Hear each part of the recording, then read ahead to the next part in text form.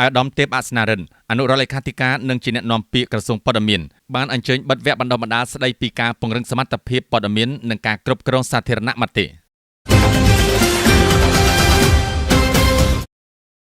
ពិធីបិទវគ្គបណ្ដុះបណ្ដាលស្ដីពីការពង្រឹងសមត្ថភាពព័ត៌មាននិងការគ្រប់គ្រងសាធារណមតិដែលបានប្រព្រឹត្តទៅរយៈពេល2ថ្ងៃដោយគិតចាប់ពីថ្ងៃទី25ដល់ថ្ងៃទី26ខែកញ្ញាឆ្នាំ2025ដែលមានសិក្ខាកាមជាថ្នាក់ដឹកនាំមន្ត្រីមកពីមន្ទីរព័ត៌មានខេត្តព្រះសីហនុខេត្តកែបកោះកុងកំពតតាកែវព្រមទាំងមន្ទីរព័ត៌មានខេត្តកំពង់ស្ពឺនិងមកពីរដ្ឋបាលក្រុងស្រុកឃុំសង្កាត់នៃខេត្តព្រះសីហនុសរុបប្រមាណ90នាក់ត្រូវបានបិទបញ្ចប់ដោយជោគជ័យសិក្ខាកាមទាំងអស់បានខិតខំប្រឹងប្រែងរៀនសូត្ររួមទាំងទទួលបានចំណេះដឹងពាក់ព័ន្ធក្នុងការពង្រឹងសមត្ថភាពព័ត៌មាននិងការគ្រប់គ្រងសាធារណមតិពិធីបិទវគ្គបណ្ដុះបណ្ដាលខាងលើនេះក្រុមការអញ្ជើញជាគណៈអធិបតីអាដាមទេពអាសនារិនអនុរដ្ឋលេខាធិការនិងជាអ្នកនាំពាក្យក្រសួងព័ត៌មានរួមទាំងអាដាមអុកកឹមសេងអនុរដ្ឋលេខាធិការក្រសួងព័ត៌មានទទួលបន្ទុកខេត្តព្រះសីហនុនិងលោកឡុងឌីម៉ងអភិបាលរងខេត្តព្រះសីហនុឆ្លៀតក្នុងឱកាសនោះផងដែរលោកឡុងឌីម៉ងអភិបាលរងខេត្តព្រះសីហនុបានមានប្រសាសន៍នៅក្នុងពិធីបិទវគ្គបណ្ដុះបណ្ដាលនេះក៏បានថ្លែងអំណរគុណដល់ថ្នាក់ដឹកនាំនិងក្រុមការងារក្រសួងព័ត៌មានដែលបានរៀបចំវគ្គបណ្ដុះបណ្ដាលដ៏មានសារៈសំខាន់នេះឡើងនិងបានផ្ដាំផ្ញើដល់សិក្ខាកាមទាំងអស់ត្រូវក្តាប់ព័ត៌មាននិងព្រឹត្តិការណ៍ថ្មីៗនៅក្នុងមូលដ្ឋានរបស់ខ្លួនឲ្យបានគត់មុតគ្រប់ជ្រុងជ្រោយពលគឺត្រូវមានឧត្តមគតិជាតិនិងមនសិការការងារជាពិសេសត្រូវបំពេញកិច្ចការនៅក្នុងមូលដ្ឋានរបស់ខ្លួនប្រកបដោយគណនេយ្យភាពចំពោះប្រជាពលរដ្ឋនិងរាជរដ្ឋាភិបាលនិងចេះចែករំលែកបទពិសោធន៍ការងារគ្នាទៅវិញទៅមកនិងភាពស្និទ្ធស្នាលបំផុតព្រមទាំងទទួលបានការប្រឹក្សាយោបល់ការផ្ដល់បទពិសោធន៍ការងារល្អៗដែលទទួលបានពីលោកគ្រូឧទ្ទេសធ្វើឲ្យសិក្ខាកាមទាំងអស់មានចំណាប់អារម្មណ៍ខ្លាំងនៅក្នុងវគ្គសិក្សានេះហើយសង្ឃឹមថាសិក្ខាកាមទាំងអស់នឹងយកចំណេះដឹងនិងបទពិសោធន៍ដែលទទួលបានពីវគ្គបណ្ដុះបណ្ដាលនេះពេលនេះទៅបញ្ចូលបន្ថែមជាមួយនឹងចំណេះដឹងនិងបទពិសោធន៍ដែលមានស្រាប់ទៅអនុវត្តនិងផ្ទេរបង្ហាត់បង្ហាញដល់មន្ត្រីរួមការងាររបស់ខ្លួនថែមទៀតដើម្បីធ្វើឲ្យមន្ត្រីរបស់ខ្លួនមានការរីកចម្រើនទៅមុខនិងដើម្បីលើកស្ទួយក្នុងវិស័យព័ត៌មានឲ្យកាន់តែល្អប្រសើរឡើងក្នុងឱកាសនោះអាដាមទេពអាសនារិនអនុរដ្ឋលេខាធិការនិងជាអ្នកនាំពាក្យក្រសួងព័ត៌មានបានមានប្រសាសន៍លើកឡើងថាព័ត៌មានគឺជាទំនិញសាធារណៈមិនមែនដូចជាទំនិញផ្សេងៗដែលលក់នៅលើទីផ្សារនោះទេដោយទាមទារឲ្យមានការវេចខ្ចប់ឲ្យបានល្អនិងផ្សព្វផ្សាយឲ្យចំគោលដៅដើម្បីទទួលបានការគាំទ្រពីអ្នកអាន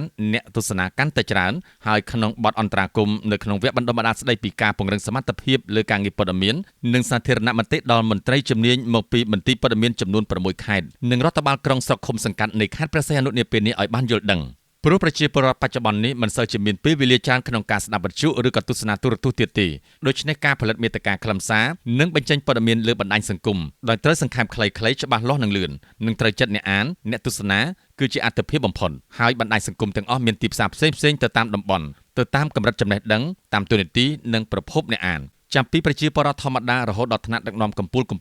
ាហើយជាមួយគ្នានោះអាដាមក៏បានបន្តថាសម័យបច្ចេកវិទ្យានេះគឺប្រជាពលរដ្ឋកម្ពុជាប្រមាណជាង12លាននាក់កំពុងសកម្មប្រើប្រាស់បណ្ដាញសង្គមមានដូចជា Facebook, TikTok, YouTube, Telegram ប្រព័ន្ធ X ឬ WeChat ជាដើមដោយក្នុងនោះមានប្រជាពលរដ្ឋវ័យក្មេងប្រមាណជាង 68% នៅក្នុងចំណោមប្រជាជនកម្ពុជាសរុបជាង17លាននាក់ហើយក្នុងនោះដែរអាដាមទេពអាសនារិនអនុរដ្ឋលេខាធិការក៏បានបញ្ជាក់ថាប្រសិនបើអ្នកផលិតមាតិកាមិនចេះវេចខ្ចប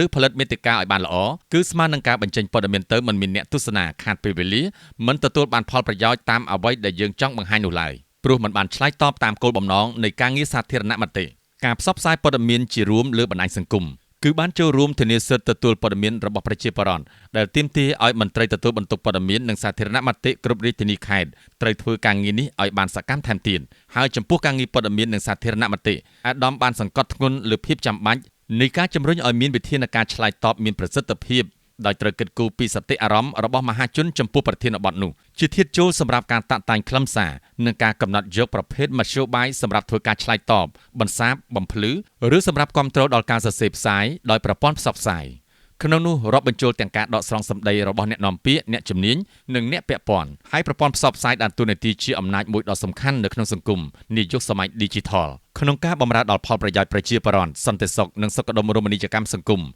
ការគោរពនិងការផ្ដល់តម្លៃគ្នាក្នុងពហុជំនឿសាសនាភាសាប្រពៃណីវប្បធម៌ការអភិវឌ្ឍដោយនិរន្តរភាពសំដៅលើការលើកកម្ពស់ការរីកចម្រើនកាន់តែឆាប់រហ័សនិងមានភាពធន់សម្រាប់សហគមន៍និងសង្គមជាតិទាំងមូលផងដែរ